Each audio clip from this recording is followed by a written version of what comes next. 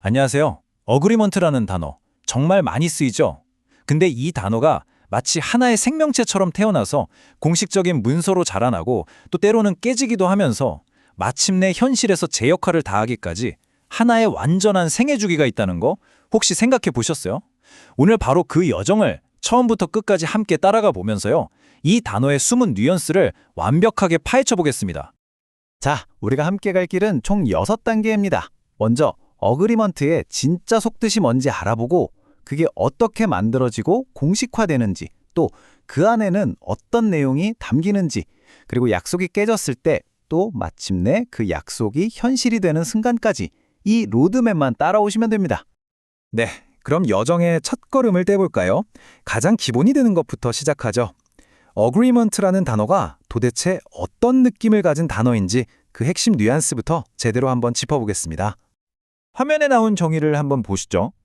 agreement는 그냥 동의 한 단어로 끝나는 게 아니에요. 여기서 제일 중요한 키워드는 바로 상호 이해입니다. 그러니까 서로의 마음이 만나서 우리 생각이 같구나 하고 딱 맞아떨어지는 지점. 이게 바로 모든 협력의 출발점인 거죠. 재미있는 건 이 단어가 상황에 따라 이렇게 세 가지 다른 얼굴을 보여준다는 거예요. 첫 번째는 내 생각에 나도 동의해처럼 의견이 같다는 의미의 동의. 두 번째는 법적인 힘을 갖는 공식적인 계약이나 협정. 그리고 마지막으로는 말과 행동이 딱 들어맞는 것처럼 일치나 조화를 의미하기도 해요. 정말 팔방미인이죠? 자, 이제 어그리먼트가 뭔지 감이 좀 오셨죠? 그럼 이건 대체 어떻게 만들어지는 걸까요? 특히 만들다란 뜻을 가진 두 동사 make와 reach가 어떻게 다른지 그 미묘한 차이에 한번 집중해 보겠습니다. 이 둘의 차이가 정말 흥미로운데요. Make an agreement는 말 그대로 합의를 만들자 하는 그 적극적인 과정 자체를 강조하는 느낌이에요.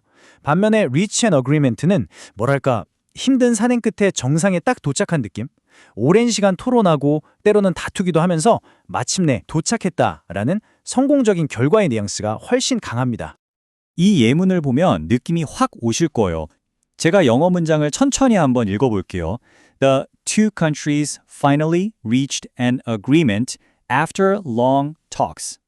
한국어로는 두 나라는 긴 협상 끝에 결국 합의에 이르렀다입니다. 긴 협상이라는 힘든 과정을 거쳐 마침내 성공했다는 그 느낌 잘 전달되죠? 어렵게 합의에 도달했어요. 그럼 그 다음은 뭘까요?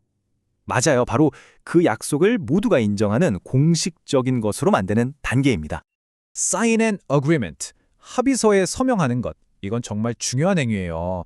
그냥 이름 한 번 쓰는 게 아니고요. 이 서명 하나로 평범한 약속이 법적인 힘을 가진 구속력 있는 계약으로 완전히 변신하게 되는 겁니다. 예문으로 바로 확인해 볼게요. 영어로 천천히 읽어드리겠습니다. Both parties signed the agreement yesterday. 양측이 어제 합의서에 서명했다라는 뜻이죠. 바로 이 서명을 통해서 합의가 공식적으로 효력을 갖게 되는 그 순간을 보여주는 문장입니다. 합의에는 크게 두 가지 종류가 있어요. 글로 남기는 서면 합의와 말로만 하는 구두 합의.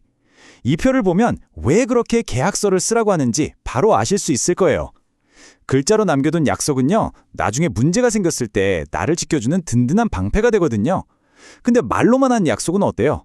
오해하기도 쉽고 나중에 갈등의 원인이 될 수도 있죠. 좋습니다.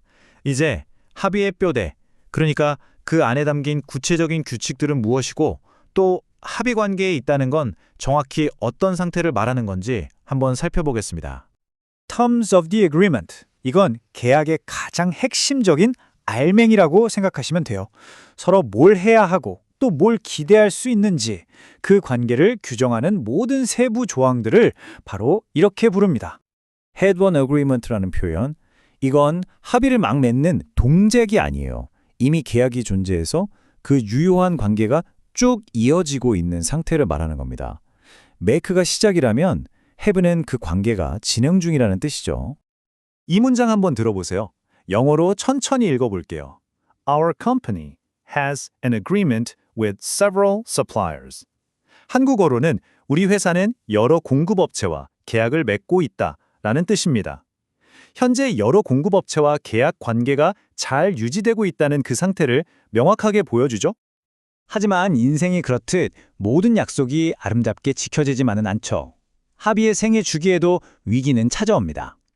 만약 한쪽이 약속을 어기면, 즉 규칙을 따르지 않으면 어떤 일이 벌어지는지 알아보겠습니다. 바로 이 질문이 이야기의 흐름을 바꾸는 중요한 전환점입니다. 약속을 어겼을 때 그 결과 궁금하시죠? 그럴 때 등장하는 단어가 바로 breach of agreement, 즉 계약 위반입니다. 이건 그냥 작은 실수가 아니에요. 합의의 근간을 흔드는 아주 심각한 위반 행위고요. 그래서 보통은 법적인 책임이나 손해배상 같은 무거운 결과가 뒤따르게 됩니다. 이 예문이 계약 위반의 심각성을 아주 잘 보여주죠. 영어 문장을 천천히 들어보세요. The company was sued for breach of agreement. 한국어로는 그 회사는 계약 위반으로 소송을 당했다입니다. 소송이라는 단어만 들어도 그 무게감이 느껴지시죠? 자, 드디어 우리의 여정 그 마지막 단계에 도착했습니다. 이제 종이 위에 잠자고 했던 글자들이 어떻게 현실에서 살아 움직이는 행동이 되는지 그 과정을 살펴보겠습니다. Put an agreement into effect. 이건 뭐랄까? 용그림의 마지막 눈동자를 그려넣는 활용점정 같은 거예요. 합의서에 적힌 모든 약속들이 진짜로 현실 세계에서 효력을 발휘하기 시작하는 마지막, 그리고 가장 중요한 단계입니다.